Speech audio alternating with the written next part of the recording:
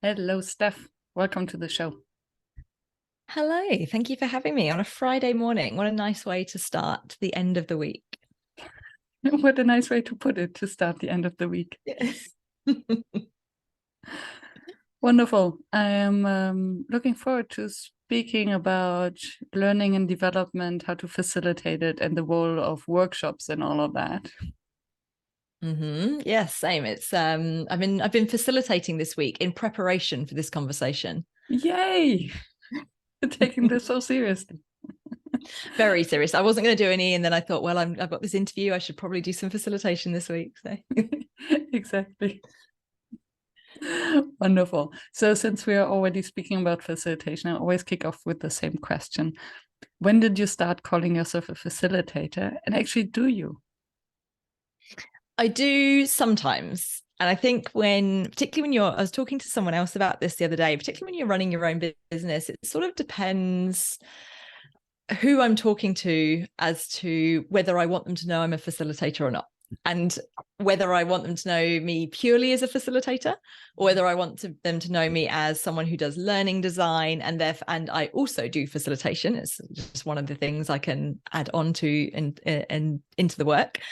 So I think when I started calling myself a facilitator, well, I guess in 2009, when I started doing some facilitation, I kind of had to call myself a facilitator, because that's how we introduced ourselves at the beginning of sessions. So I was working just to take you in a time travel, I was working in the UK still at that point. I was new to facilitation and I was seconding into the learning team. So I worked for EY, for Ernst & Young as it was at the time. And I was facilitating the junior audit training. And so we had to call ourselves facilitators, because that's what we were in the room for that 4 or 5 days that we were training people. So I did. Whether I felt like I was a true facilitator, I don't know, maybe not. But yeah, so it's a title I use, but sometimes I use it with a small f. So facilitation is something I do, rather than a capital F, where I am a facilitator. Totally. And so you started in L&D, in learning and development, before you did facilitation, if I understand it correctly? Sort of. My starting point in learning and development was facilitation. So I actually started my first role, I suppose, in learning and development was as a trainer, as a facilitator. And then I moved into learning and development to do more of the kind of course design, curriculum design, and some of the other bits and pieces as well. Ooh, and this brings up 2 questions. I noticed that we have time. Yes. I noticed that you might use facilitator and trainer interchangeably, and I wonder whether this was intentionally or whether you see a difference. And then I would be very curious to learn from you what you learned from your time facilitating these trainings for your work now in designing the trainings. Yeah. So your first question, I used it interchangeably very intentionally, because I was talking about that specific time. So 2009, around that kind of time when I was starting, and I was definitely would have considered them more similar at that point. So I would use them quite interchangeably at that time, probably because we use them interchangeably at EY. That was just what we would call people facilitators or trainers. It didn't really matter. I definitely think now, in my grand old age now, many years later, that facilitation is part of being a good trainer. But I think training, I don't know, I think there is a distinction. I haven't sat down and written down the exact sides of the Venn diagram to which one is which, but I feel like training feels more transactional and slightly more once, like it just happens once and then I go away and I am training you, and it feels slightly more compliance kind of driven in some ways. And I think that's probably some hangover from roles I've had or organizations I've worked with or things, whereas facilitation feels slightly more it's more of a guide. It's in some ways it's more of a mindset and a skill set that we're facilitating some learning rather than I'm training someone. Yeah. It sounds as if in training we have a clear endpoint where we want the group to go, whereas in facilitation it remains open. And I was just wondering And I think whether there's a role for both. There's a Yeah. role for both. Like if I went and did my first aid training certificate, I would be fine if that person was training me. Like they were like, this is how you wrap a snake bite, because we're in Australia. This is how you wrap up if someone gets bitten by a snake, this is how you bandage it up. If someone breaks an arm, this is how you bandage it up. Like, that's fine. Train me, it's good.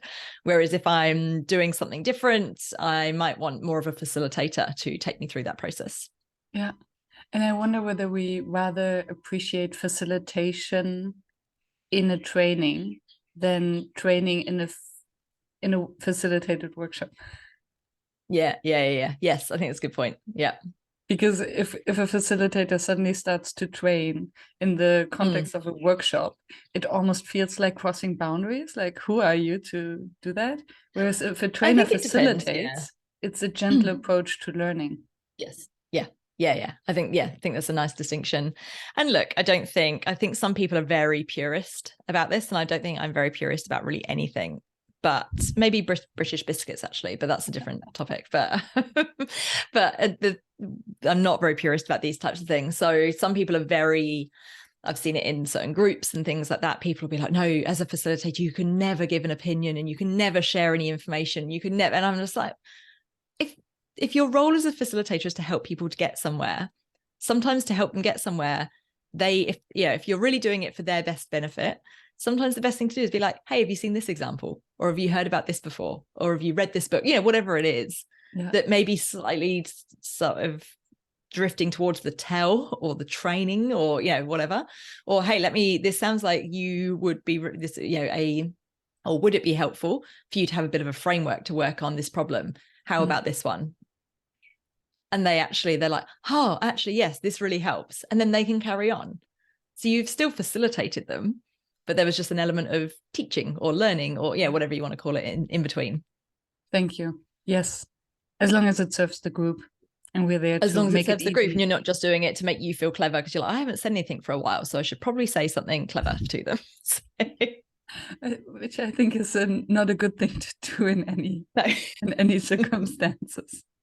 No, it's tempting sometimes, but no, best avoid it. Yeah. Awesome.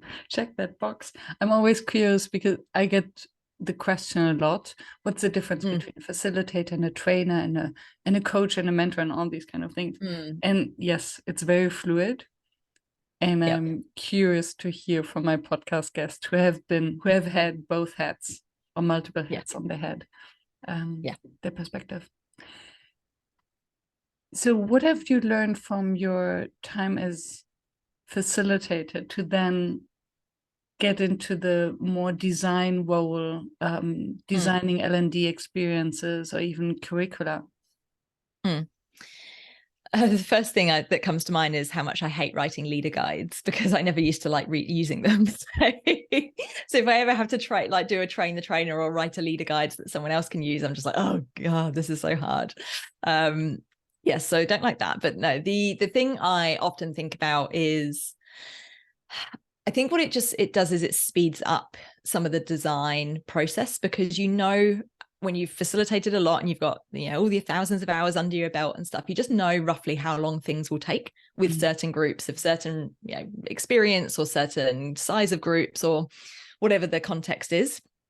You just sort of know the timing and some of the maybe more or less direction that certain groups will need, which helps you then design better learning.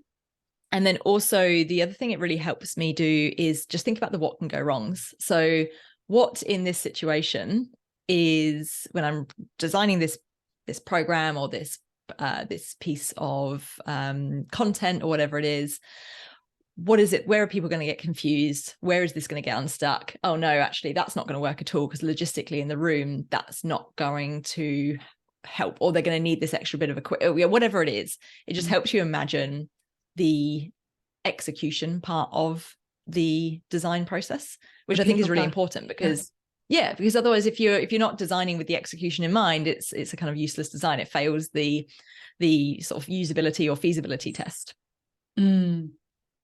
Because about the group dynamics and the response makes total sense. And you made me curious about this leader guide. Yeah, because I think it's partly because it's so difficult, and I don't know whether this is a personality thing. I don't like to be told what to do. And I guess there are many in the role of leaders facilitators who feel the same. I got Yeah. so you didn't That's like why this is why we run our own businesses, Miriam. exactly, exactly. And then a leader guide is important for them to know how to go through the training. But then how can you do it in a way that it leaves enough autonomy to the leader to bring their own style and authenticity in, and not to put them off totally? Yeah. It's a really good question. It's such a fine balance, because what works for one person, some people need absolutely almost a script. I try and stay away from that, because I think as soon as you give someone a script, you're kind of setting them up to fail a little bit, because that's what they're gonna, yeah, exactly. And no one wins from that situation. I understand that people need that, but I think you just need a different conversation to think about what else they need to be comfortable and running that in a different way. A couple of things I've used before which have been quite useful is video. I use a lot of video in a lot of the things I do. So if I can get away with actually providing, and I don't do a lot of this, like a lot of the design I'm doing, certainly at the moment, is more where I'm going to be delivering it, or I'm designing it with someone who is going to deliver, they are going to deliver it, or we're going to deliver it together. So obviously then the context is quite different. But where I have delivered things where someone else is going to deliver it, or design things that someone else is going to deliver, I use a lot of videos that they can go back to. And the big thing I always come back to is, what are we trying to get out of this? Or what are we trying to help the other person, or the learners, or whatever you want to call them, the audience, to get from this? And if we can keep that in mind and think about, right, what story could I tell? What example can I give? Where can I show them the process, the journey, whatever it is that we're doing, and bringing your experience. And when I used to train the trainers, so for the big kind of corporate programs I used to run at EY, and when I used to train the trainers for those, people would be really worried about the content. And I think it was always more important for them to worry, not worry about the context or the color that they were bringing, because that they know the content. They wouldn't be doing their jobs. They wouldn't be in the roles or ranks or levels that they were if they didn't know the content. So actually that's the least important thing. Worry about, the story you're going to tell, the example you're going to give, the thing you're going to put up on the screen to be like, hey, here's one I made, and this is the challenges we came across, and this is how we overcame them. Like, think about that, not the slides or the leader guide or whatever. Interesting, because and it reminds me of the emotions that stick more, and the context. So how did you feel during the training, so that you can actually absorb the content? And makes me think that what they're then asking for is the facilitation bit, right? So how do you create the container, the safe space? How do you reply to questions without putting people off or putting them on the spot? All of those things. That's the art to the science kind of piece. And I think sometimes people probably think, oh, it sounds really like woo-woo, and I'm kind of the least woo-woo person in the world, so it's definitely not the case. But it's more the fact that this is the way it works, and this is why when I see people who will go back to teams who I've worked with before, or people who I facilitated sessions for years ago who I've lost contact with and find again in other places or whatever, they're like, oh, hey, I always remember that story you told, or that example you gave, or that turn of phrase that you used for this thing. I don't remember the slide I put up, or the model or whatever. It's the color that brings it to life, and the stuff like that. And that's the art of the facilitation part, I think, is being able to do that whilst also still delivering the message. And I think to show that you actually care for the people you're training. And a level of authenticity of the sorry. No, I was going to say, you said about the questions and making sure people feel kind of happy to ask questions and things.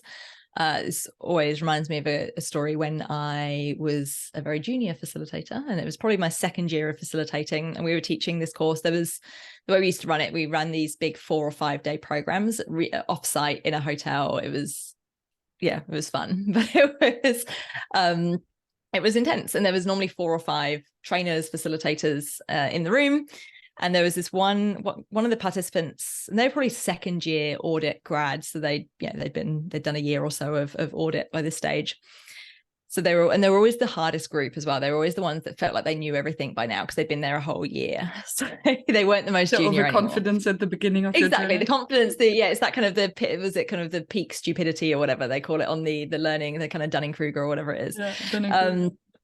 Peak stupid, yeah, I think.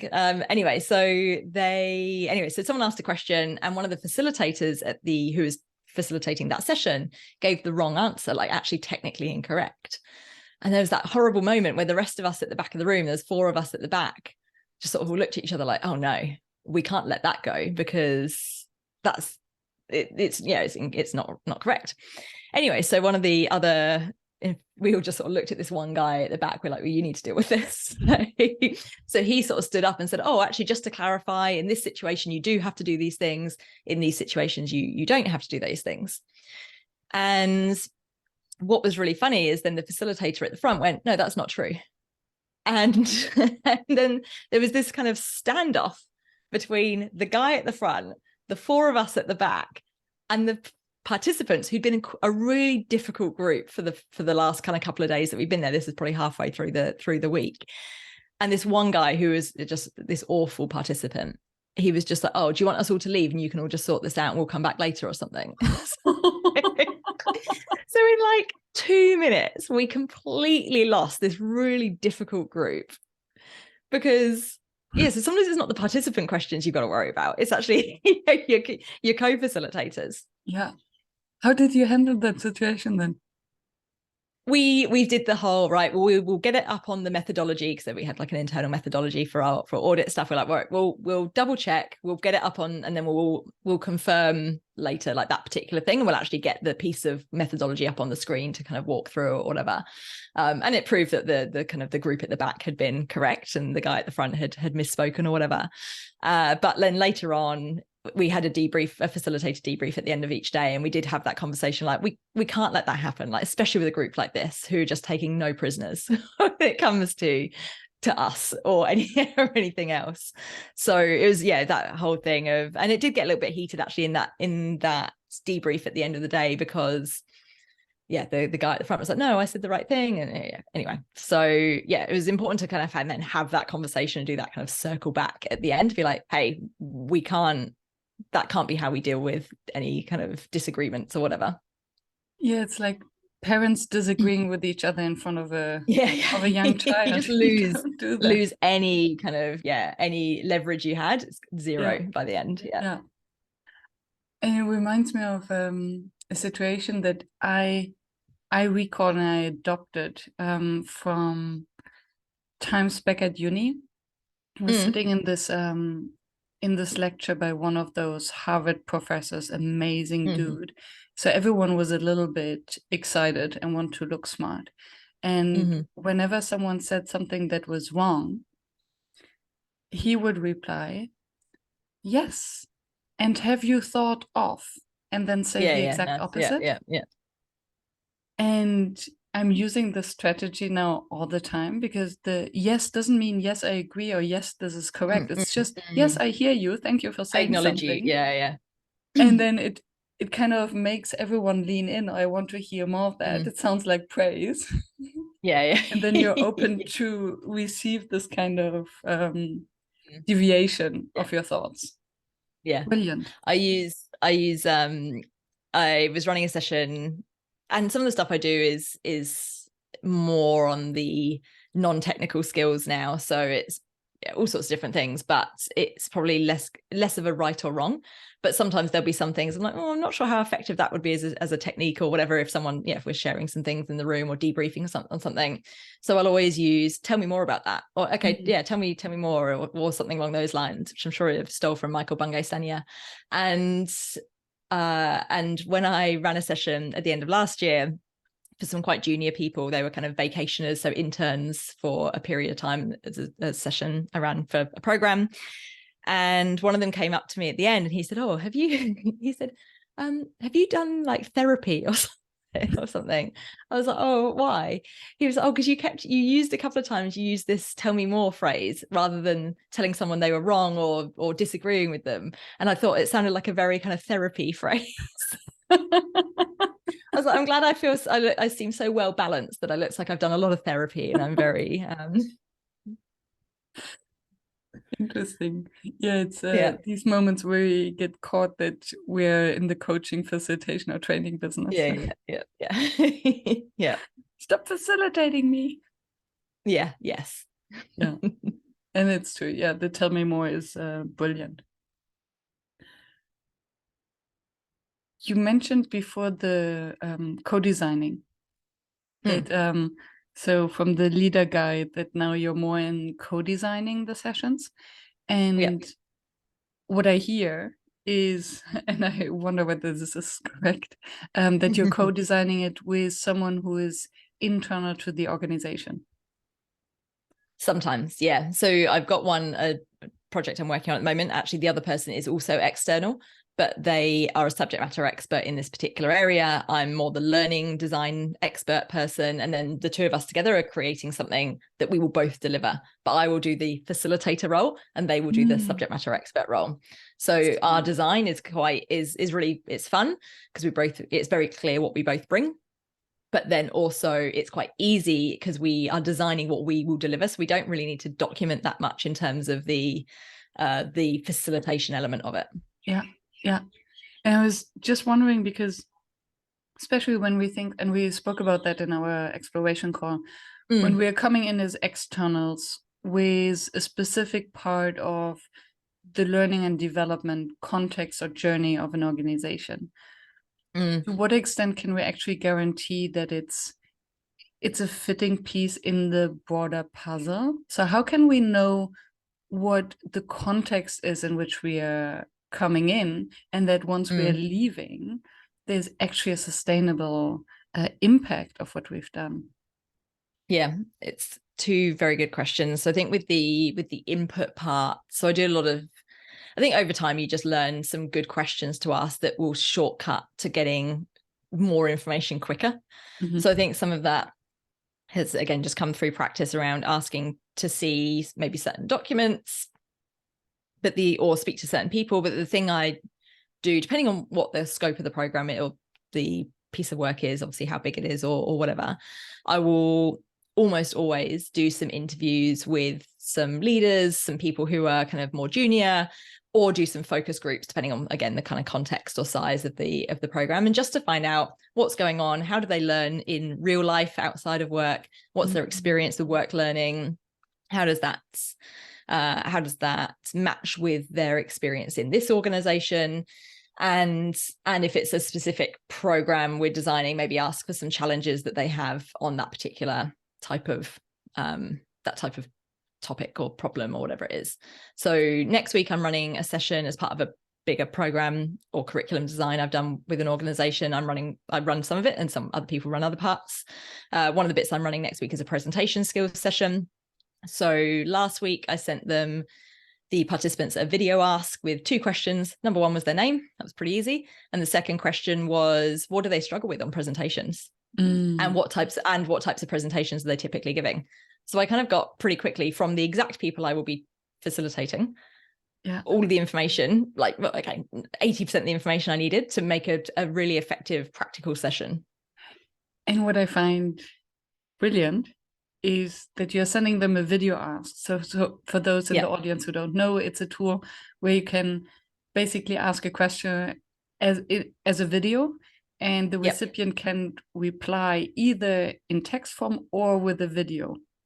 Or with audio, actually, as well. Or with audio, yes. So you even get insights on their preference of communication and their skills level in terms of presentation, whether they feel confident to actually reply on camera.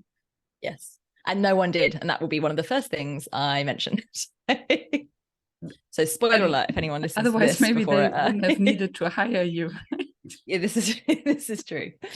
This is true. Yes. So, and that's going to be one of my tips: is use more video. Yeah, use more video in your daily communications.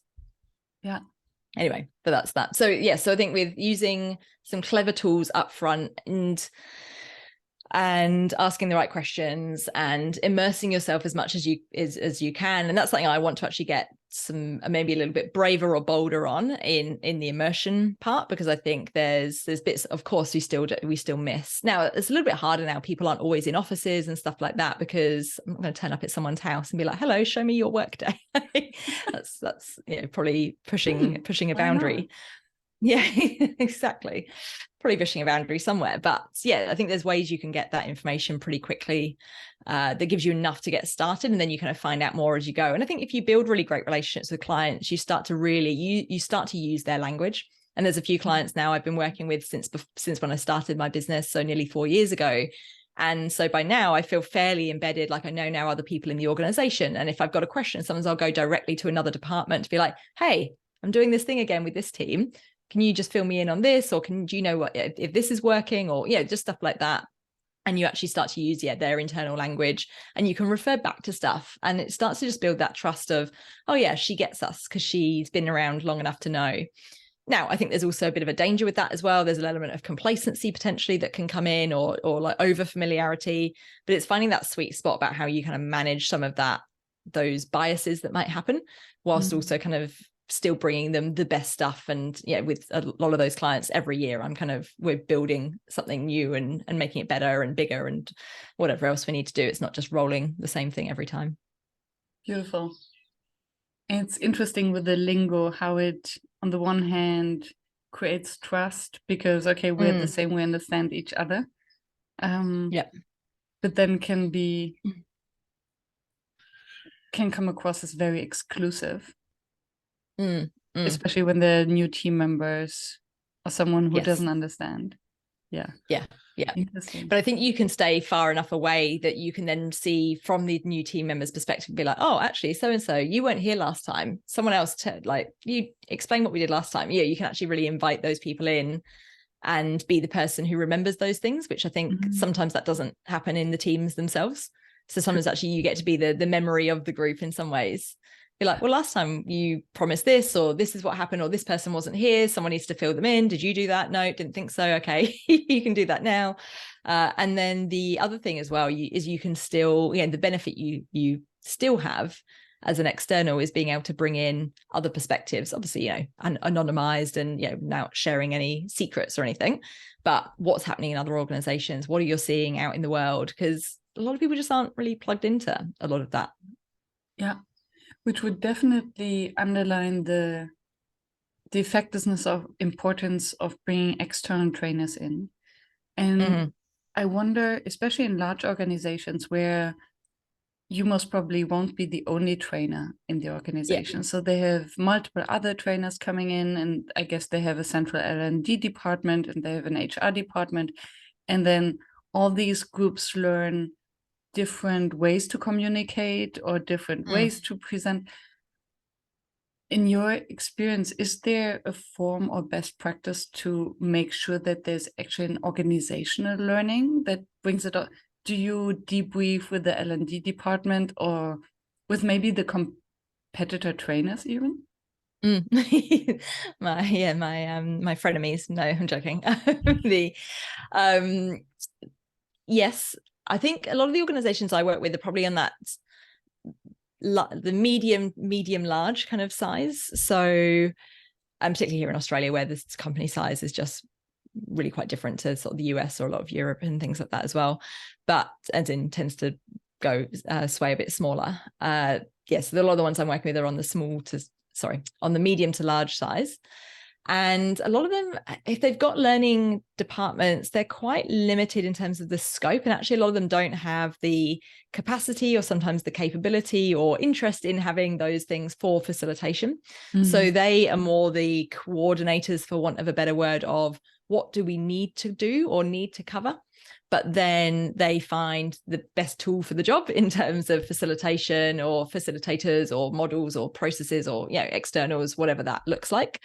And so that's where I kind of fit in quite nicely to some of those things. The others where there is more of so one of my other clients, which is much larger and it's public sector as well. They have an L&D team who do facilitation, but they just can't do everything because there's only so many of them and it's a big organization. It's very varied, etc. So with them, I work with their learning team and they're like, Steph, can you do these ones? And then we'll debrief afterwards. And then they're often already doing partnership and things with those other with the departments that I'm working with. So then they go, great. And I give them the information to make their job better or easier. So when they go back to that team, they can be like, oh, I know with Steph, you covered these things and you had this breakthrough. How do we now take that to the next level in terms of your capability development or your performance plans or, whatever it is. So it works. It's that real partnership. And that's my kind of preferred way of working, is where I'm kind of partnering with someone. It's almost like I'm an extension of the team, as, as much as is appropriate or possible. Yeah. So nice, this example, because I'm imagining situations, and it happens often with workshops where you create hope for a new possibility. So there are new skills trained, there's vulnerability shown, so you see your colleagues in a new light, and then you close the workshop and Monday morning you realize that, actually it doesn't really fit in. How have you experienced that, and how, maybe you have a tip how to avoid it or to approach it? It's so hard, and this is something I think about a lot, and is driving actually a bit of change I want to make in my own business over this year in particular. So a couple of things. So I think partly that partnership, if you can partner with HR, people and culture, L&D, whoever it is, that helps because they can help sustain in some way, shape or form, not maybe completely, and there's obviously still challenges with that, but they can then build it into the rest of the environment or the rest of the ecosystem that team works in. So and often I'll make recommendations, be like, hey, this person seems like they're struggling a bit, are they okay? Like, I don't need any details or information about them or anything, but might be worth someone checking in, or I think this leader might really benefit from some coaching. Now, some of those things are just ideas or recommendations or stuff I've noticed in the observations I've had in a workshop. So then sometimes those are actually put into practice or actioned, and others are like, oh yeah, we'll keep an eye on that, and those things don't come off, or whatever, that's fine. So I think that's where you can add some value to kind of keep the conversation going. I think there's another piece around the actual making sure, which comes back to your question around the design of the session, is making sure that it's actually based on the real work that they're going to be doing. So can they bring with them a live project, a piece of work, a challenging conversation, a plan they're making, whatever it is, that we use as the catalyst and the vehicle for the conversation, the development that we're going to be doing. Otherwise, what's the point? Like, if you can do, and like, yes, there's obviously a value sometimes in doing a more abstract example or something to show a point. But if you're doing something that you need them to be able to do it in the real work and in the real world, because otherwise, I don't know. Maybe this is something I am actually a bit not more dogmatic on, but yes. So I think just do the real work. Yeah, it reminds me of early high school years math class, where you were learning some sort of equations, and then you were given in the exam a test to apply it, and actually the application of something theoretical to something concrete was extremely difficult. And I think today it comes in a different shape and form, but it still remains difficult. So then it's your job as a trainer to facilitate this. So why confronting them with the theory if you can help them to solve the problem directly? Absolutely. Which is why one of the really important things I do before I run a workshop, particularly if it's more of a team session, which I'm doing a little bit less of for this exact reason, is I'll always do a one-on-one conversation with every team member. Now, if it's a whole department, I won't do that. I'll do a sample of people. But if it's a leadership team or a functional team or something, and there's up to, 15 of them, I will talk to every single person to find out what's really going on and what are the real kind of topics of conversation or things they're working on. And then we use those based on what the majority of people say. because that's where you get the impact. Now, one of the things I just will say is that so two things. Number one, I very, very, very rarely do just one workshop or one session with a team for this exact reason, because if they don't practice it, most of the time teams have an accountability problem anyway. So then being accountable for something new is even harder. So I find that doing a couple of sessions sometimes just gets a little bit more momentum. And then that I can be that kind of conscience being like, okay, well, last time you said you were going to do this. Did you do the thing? I found that during 2021, 2020, it was just much quieter. 21, there was a lot of need for change because people were really stuck, and there was a very, very real pain for people.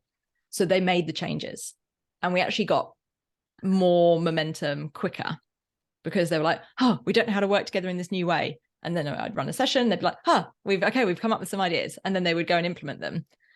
What I found last year, and I'm sort of still seeing now, it's very early 23, but definitely in 2022, is the problems they were still there, but they were much less immediately painful. And it was very clear that the pain of change was going to be more painful than the pain of staying the same. I haven't seen that so clear. Yes. Which means that then the accountability, the momentum got slower. And were teams, they were having the same great conversations, but were they actually doing the things that they said they were going to? Were they actually kind of being a little bit braver around doing something different? I don't know. I don't know if they were. Do you think that this has to do with that we have more choice now? So because in 2020, 2021, we were forced to stay at home and to deal with the circumstances. And there was fear, and there was also this, we're in this together. And now suddenly we may work from home, or we may go back to the office, and we have all these options, and then it's much more comfortable to avoid the change. Yeah, I think so. And I think as well, you can exactly that, you can avoid the change. Whereas in 2020, 21, you just couldn't. Like, this every day is causing me headaches because I do not know how to best communicate. We just haven't got that cadence right. And just some really simple things. So, and like the same level of simplicity of change was suddenly very doable and sticky. Like, it stuck. People carried on doing them. Whereas then when it's because there was such an immediate problem and pain point. Whereas, when in 22, that was less of the case. It was more like, this isn't great. We'd love to be able to work together better. It's like, okay, facilitate. What do you reckon? Get them to come up with their own solutions. But then be like, okay, did you do it? Oh no, well, I went back to my desk and I got busy and I did my emails. Oh, okay, well. Which is so human. And there's only so much you can do. There's only so much you can do as an external at that point. And I think, yes, I could be there every day and be like, did you do the thing? Did you do the thing? Did you have the conversation? But like, no one's going to pay you to do that. And do I want to do that? Nobody Probably wants not. you to do that. And you don't want exactly. And it's not my, and at that point, you as a facilitator, and this is, I think, is a really hard thing, especially if you're quite action oriented, is you have to let go of, it's not your work. And also to manage or set expectations at the beginning that, yes, we're doing a workshop, but the real work actually starts afterwards. Yeah. And that's how I close almost all my workshops. Yeah. And I just want to emphasize how beautifully I think you build relationships with your clients. From what I hear is that you mentioned before the lingo that you use in the workshops in order to connect with them and to build trust. And by having these one-on-one interviews beforehand, you're collecting the stories, you bring the narrative into the room. You make sure that everyone feels heard because you can use their stories and thereby use the lingo. And then circling it back and with the HR department and linking it with the different departments. Basically, you're breaking silos on behalf of them. Yeah, and normally within the team as well. And the sense the reaction I get the most when I do the here's what you told me at the beginning, normally at the beginning of the session, be like, okay, we've had our conversations, here's what you told me. And I normally do like a nice flip chart or something, like with the themes on or something like that. And the overwhelming sense I get from that is relief, because people go, oh, everyone else thinks the same as I do. Oh, we all think they've got the same problem. Oh, okay, I thought it was just me. When I'm like, here's your 3 themes, and there's 10 people in the room. And yeah, just that kind of like, it's almost like this like big collective sigh. People are like, oh, okay, we all do know that there is these couple of problems, but we've got that sense of, we now have acknowledged that without them having to tell each other. Like I kind of, I'm the kind of conduit to that in some ways. Yeah. And for me, that's the magic of facilitation, to make the implicit explicit. Something that was there, but they didn't talk about it. It was just somewhere in the room, and suddenly it's there, and then we can speak about it. I just had a conversation. Have you seen the stinky, just that reminded me, sorry. Have you seen the stinky fish quadrant? Yes. I saw it for the first time the other day, and I thought that is brilliant. I'm going to use that. I took a little screenshot of it. Maybe I should tell people, if they haven't seen it, what the 4 quadrants are. Let me find my little thing. So it's a template. It's called the stinky fish. Yes. It's called Discover the Stinky Fish, and it's from Fearless Cultures. So I think, is that Amy Edmondson's? Yeah. I don't know whether he invented it, but he definitely used it a lot. Yeah. Okay, cool. So the first quadrant on the top left-hand side is, what are your uncertainties? So you get people to put sticky notes on there, and then moving around clockwise. The next one says, what's making you feel afraid or anxious? The next one I loved, which is, what are the past issues we can't get over? And I just think that is such a good quadrant to have as a team. And then the final one, which I also really liked, which is, what's everyone thinking and no one is saying? So good. Yeah. And then I can only imagine the difference in reaction, whether you do this on site in the real with real sticky notes, where you're basically exposed and where everyone sees what you write, versus online on Miro or something, or Mural. Yeah where you can hide a little bit. Or where you could even do that in advance. Yes. Asynchronously, and then bring it in to have it as a kickoff for a conversation. That's a very good idea. To basically, you can use the 4 quadrants in your interviews beforehand, fill it in, and then say, okay, this is what we got. Let's unpack it. The stinky fish. Here's your stinky fish. Yeah. It's interesting. It reminds me of a conversation I had just earlier this morning with Jeremy Dean of the Emotional Culture Deck. And he mentioned that the beauty of unpleasant emotions is, well, the beauty. Bad way to phrase it. It's a nice way of putting it. I liked it. The thing about the unpleasant emotions is that as soon as you name them, you take the unpleasantness out of them. You disarm them. Yeah, you disarm them. And it almost feels similar to what you just described, this collective sigh of, you named it, and now it's not as heavy anymore. Maybe also because it's not only on one pair of shoulders that someone has to carry it, but it's distributed. And I sometimes think that's the most powerful part of a session. Sometimes just people realizing that everyone feels the same. Yeah, there's some stuff that's not working, and I feel like sometimes even just doing that, people think, oh, it's actually not that bad. Like, now I know that everyone feels the same, it doesn't feel as bad anymore. Maybe that's why no one changes. They're like, oh, okay, I can live with it now, because we all think it's crap. So yeah, so true. One thing that came to my mind before, when we spoke about you and trainers in general doing the hard work of translating the theory into practice so that they have it easier. I'm thinking of you and you have a podcast where you discuss books, so you're a vivid reader. And I heard from someone, she said, oh, Steph Clarke, she's my absolute favorite person on LinkedIn. I will send that person some money and some chocolate. And so you're doing the hard work of going through all the theory and reading all these books. And I think something that many of us struggle with is reading these books and then actually implementing them and putting them to practice. How do you do that? Well, I don't implement everything. And I think this is the difference between distilling and implementing, well, reading and then distilling and then implementing. Like, I love distilling stuff. I kind of always have.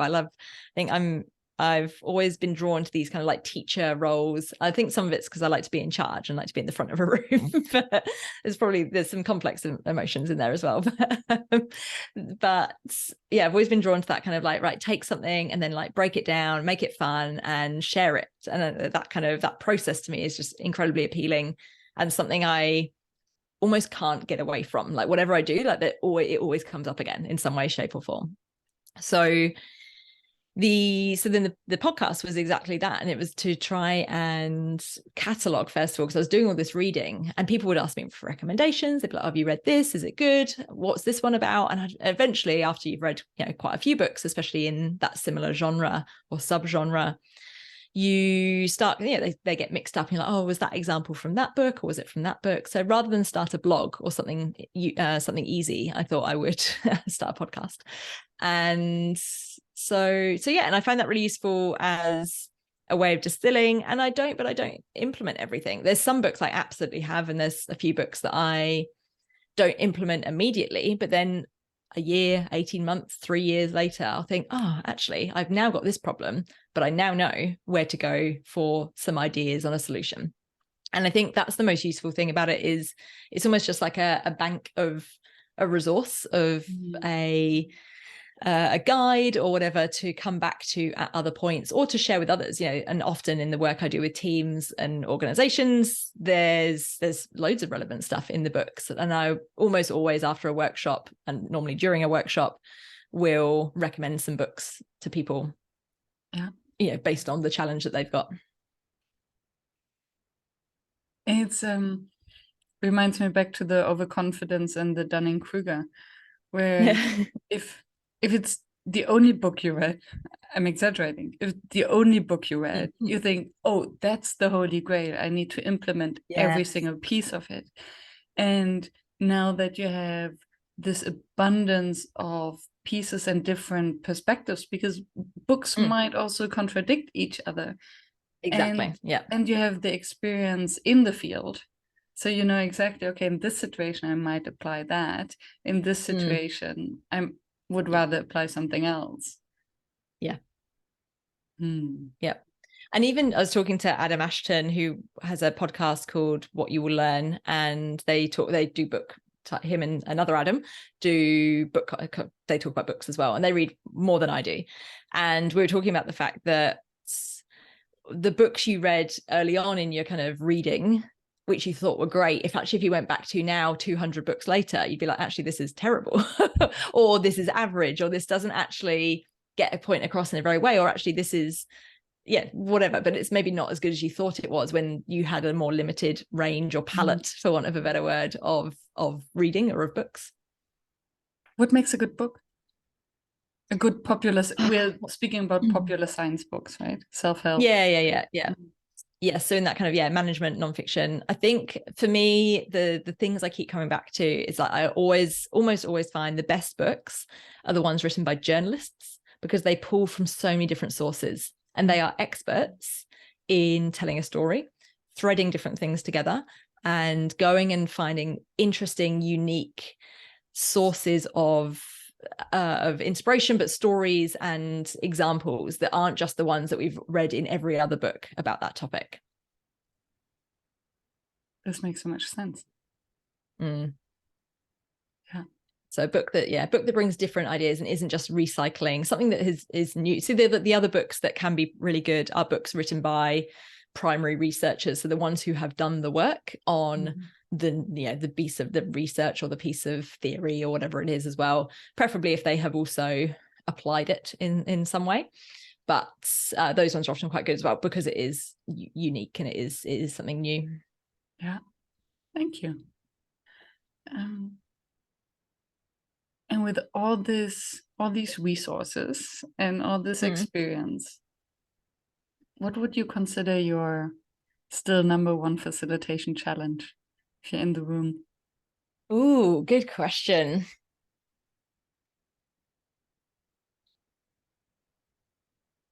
I think more and more it's how it's making the space feel safe and accessible to different people. And I think the more we learn and the more I learn about, things around bias, around neurodivergence, around, different privilege, kind of, people's experiences and with privilege and power and things like that as well. Like the more you learn about that stuff, the more the black hole opens up of, oh God, like how do I create these spaces that tick all of these different boxes and are as accessible and safe and blah, blah, blah, as everything else as it needs to be, in order to get some kind of outcome. And then should this outcome even be the outcome if we've got all these other problems? So I think overthinking clearly is the challenge. But no, I think it is that. And I think that will, in some ways, I think that should always continue to be the challenge. Because yes, there's new tools to learn and new techniques to try and new pieces of technology and things you can use. And I think that's good. And that's something I really try and stay on top of as well, around different techniques and making things feel fresh and different and not just variations on something we've done before.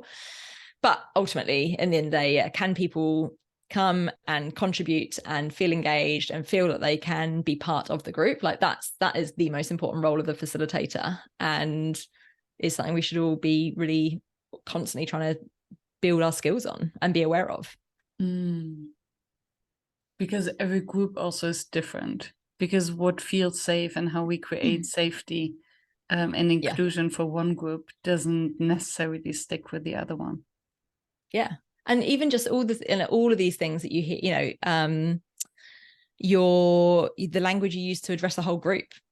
Is it, hey guys? Because and again, I've really tried to remove that from my vocabulary over the last few years, and I'm doing pretty well. Like it slips in every so often. I'm like, I get it, got me again. But just stuff like that, like using gendered language, all of these things, which now we are just learning more on, and should be, because that's something that makes a difference. Absolutely. And then I think the struggle is, at least for me, that I want it not to compromise on my authenticity. So if I watch my words too much, and could improve my way of speaking, so I did watch my words more, but really often I just speak and then I'm like, oops, sorry, didn't mean to. But on the other side, it also needs practice by hi guys. I stopped doing that after reading that this research where in school, in high school, they realized that the teacher asked, hey, do you have questions? Hey guys, do you have questions? And girls wouldn't raise their hand. Because they weren't being addressed. Yes. And since then we're like, okay, clearly this is wrong. And for non-mother tongue English speaker, of course, it's more difficult because there's so many nuances that I wasn't even aware of. But then how to get there to first kind of make it second nature, and it will require some training and will sound bulky, and this could endanger the safe space because I'm not authentic and I'm not myself. How do you if you're in the room constantly apologizing for using the wrong word, like that becomes a distraction. So again, like this, it's such a fine balance, but I think this is also, it's almost those fine motor skills we are then building and refining, rather than the kind of the big muscles of your legs or your arms and things. This is kind of your dexterity, isn't it, as a facilitator? Which makes me actually think that maybe the most important is not using the right language, but setting the right ground rules or way of talking in this particular space. So usually when I facilitate in German, so my mother tongue is German, and in German now they have different genders, but they would use a very specific language now to address everyone in every specific gender. And when I step into the space, I tell them, okay, I know German is my mother tongue. I'm supposed to know that, but I cannot. So please don't feel offended. I would just try to switch gender and to use different examples at different, and then usually it's okay. Yeah. Yeah, so maybe ground rules are more important. Yeah, or set it. It's kind of setting that intent and that expectation, isn't it? Of like, this is how I'm showing up, and this is what some things I'll be doing, and things. I'm not a big fan of ground rules for a group, and except in very specific kind of situations. But but I think for yourself that's useful. What do you mean by that, if I may ask? There was a thread on LinkedIn the other day. I think Viren actually weighed in. Our mutual friend Viren weighed in on this as well. I just think for a group, I've done it myself, because I was, one of the first things we would get taught when we were doing our training in, 2009 and things like that was, right, the first thing you do is tell the group to do this and not do that and not do this and not do that. And as I kind of then found my own facilitation style, I was like, and similar to you, I'm not a big fan of rules anyway. And eventually I was just like, do we need this? Like, we're all adults. And is that really setting us up on, again, that kind of this point of, is that really setting everyone up for the right relationship, first of all, between facilitator and group to group as well, that peer relationship.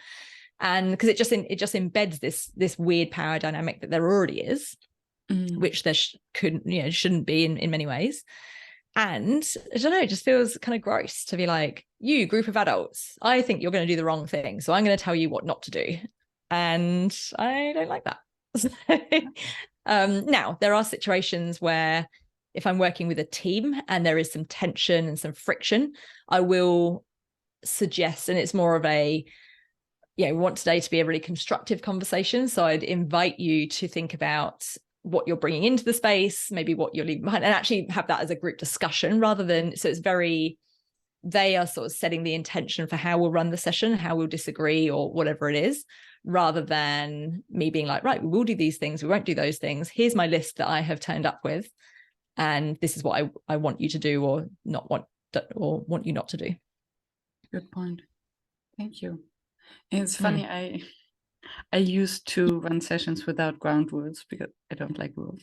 And I was like, okay, I think it's also related to the design. How can you design activities in a way that it will be self-enforcing? Yeah. So that there is no other way than playing by the rules, because this is 100%, by design. And I started now from time to time to actually introducing them, because I realized, okay, maybe they're expecting them, or especially if they're different cultures, different perspectives, expectations in the room. But it always breaks the dynamic. Yeah. And I agree with you. It brings the power dynamic, but let me tell you. Yeah. And to then flip from that to facilitation, it's a bit like this, like whiplash for the participants as well. Like, well, are you in charge of us? Like, are you with us? Like, I don't really understand. But I love your point there around designing a session, and particularly that first kind of 20 minutes or so, designing a session so that those things become self kind of governing in some way. So you're like, they're doing work in small groups, in which case it's going to be harder for someone to be doing the wrong thing because they've got these 2 or 3 or 4 other people that they will be very immediately letting down, or it'll be very obvious. So there's just that kind of, you rely on a bit of human behavior as well, or just again being like, hey, if you have something that comes up, if you need to send an email, can I just ask if you sort of step outside to grab that? No problems or anything like that. We just rather not have a different dynamic in the room where we aren't it's just not distracting. I heard that recently when the facilitator said, please, if you need to use your phone, do it outside, because using phones is contagious. And it's so true. I haven't realized before he said it. One person takes out their phone and then suddenly everyone takes out their phone. Absolutely. And I think that's where you can add, like, for me, like one of the most and like real kind of value, I suppose, of mine as well, is where you can just use humor, even in like the most sort of sometimes the most serious of settings or the most driest of topics. The more you can bring some humor in, like, the better. What makes a workshop fail? Well, when the facilitators disagree with each other across the room, that's often a full circle to the beginning. Yeah, we've gone full circle. Yeah, that's a bit of a fail. I think it's a good question. When's the workshop fail? I think what I've seen before and what I hear of from others as well, in organizations I work with who talk about things that they've had before internally and externally or in other organizations, is when the facilitator or trainer turns up with either a stock standard, this is what I'm running, and you will just sit here while I run it kind of thing. And there's kind of no deviation from the plan. Like, that's a big challenge. And that's where I think they fail, because everyone checks out pretty quickly in that situation. So I think that's when they fail, when it's just very much it's driven by an agenda or a facilitator or the trainer or whatever. It's not really a facilitator really at that point, is it? Trainer or whoever they are. And when it lacks then therefore that context. And I think when it's not been set up in a way, and again, these things can be micro things that happen really early on or beforehand or whatever, when it's just not set up in a way where people can be involved. And I think that's a real shame and a real missed opportunity as well. Yeah, 100%. Yeah, believing that one person has a monopoly on knowledge. And the old sage on a stage, whatever they call it. Yeah. Yeah, because I think it's a missed opportunity if we don't invite those to contribute who are there. It's also in a training. There's so much potential in every group. And I think also it's an opportunity for them to show each other what else they know. Yeah. Because there's so much knowledge you don't necessarily apply in your daily job, in your job description, and can still be useful. Yeah.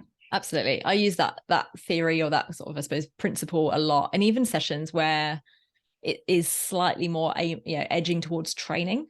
Most of the time I'll turn up with some ideas or some stuff. Like, I very, very, very rarely use slides. Like, I probably use slides twice a year for stuff. And mostly that's when I've got a very big group and I need to put it. Yeah. And I need to put, it's a very big group and there's instructions I need to put up on a screen, like, just because it's easier. Like, that's pretty much the only time I use slides. And so I think with sorry, I just completely lost where I was. What were we talking about? The principle that everyone brings. The principles, yes, the root. Thank you. Yes, to bring ideas. So I'll turn up with something in mind, and then really use the group to guide. And the first thing I'll do is like, right, what do you want to get out of today's session? Get a list of all of their kind of things that they want to cover. And this is particularly where it's, like I said, slightly more training than facilitation or group dynamics or anything like that. What do you want to cover today? Good. Okay, we've got the list. All right. Well, we'll use that as our agenda, basically, and then ask them to be like, okay, split into groups, take these challenges, fix them. And then when they debrief or when they present back or debrief or we do some activities around that, then I fill in the gaps around what else they might not know or may have missed or may not have seen before. And they all go away having taught themselves. And it sticks much better, right? Absolutely. They will remember. But I heard that apparently we remember better what has been said by our peers whom we trust already than by someone external. Yeah. So and then you already triggered their curiosity. They already built something themselves, and then they're curious to hear more what they don't know yet. Yeah. And then you can layer it and you can be like, oh, and actually in this example, or here's actually in another organization, I saw this. And they're like, oh, wow, that's a nice build on that. And that's where you kind of get to color in the missing bits and stuff. Yeah, which makes your job ways easier, which makes it more easy and entertaining for them and creates just a better yes and. Exactly. You kind of, you end up running like almost like a little mini unconference in 90 minutes or 2 hours or whatever it is. And I was talking to a facilitator friend, must have been last year when I was running something like that. And they knew I had a workshop and they said, oh, have you got your content? I was like, oh, I'm not really going on any content today. I'm going to see what they want to cover. And they were like, oh, no. Like, I could not do that. I was like, look, it's a topic I know. Yeah. I was like, look, it's a topic I know more than enough about. It was like presentation skills or something along those sort of lines, or feedback or something like that. I was like, it's fine. And I don't think that comes from an overconfidence or a cockiness, which I think some people may misinterpret that. And it's like, no, it's this comfort of knowing that most of the information you need is in the room. And I know enough about the topic to be able to add the rest, or to say, actually, I don't know about that.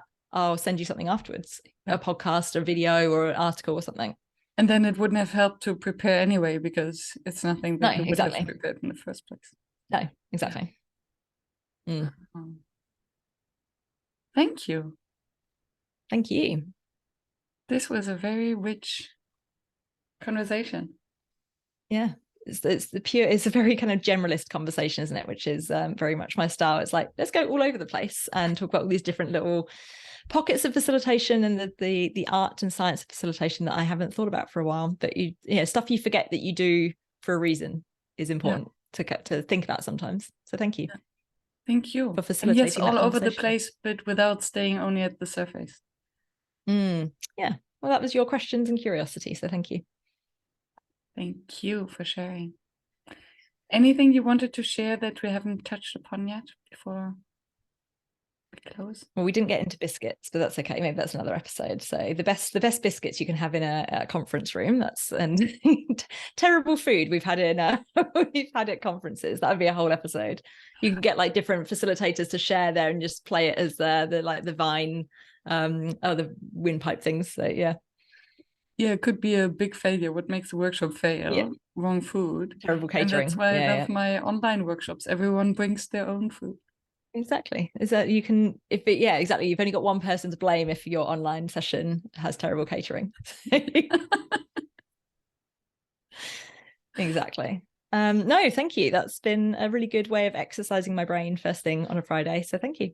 Wonderful. Thank you. That's the end of my podcast.